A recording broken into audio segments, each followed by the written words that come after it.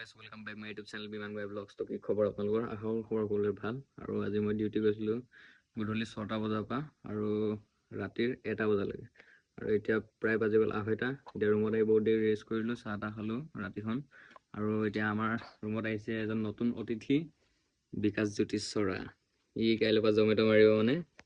তো ইয়াৰ কাৰণে আজি সোনকালে আহিলোঁ ডিউটিৰ পৰা 1টা বজাত। আৰু আজিৰ আৰ্নিং তই কৈ দে কিমান আছিলে? নহয়, পাহৰি গৈছে।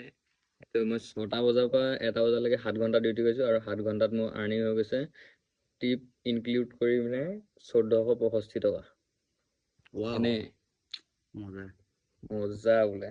আপোনালোকক দেখুৱাই দিছোঁ, ফ্লাছটো অফ কৰি চাই লওক। এইটো 1000 টকাটো আছে, এইটো ইনকামটো মোৰ।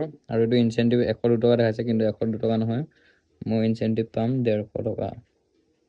150 টকা ইনচেণ্টিভ পাম। 150 প্লাছ 10 কিমান আছিলে?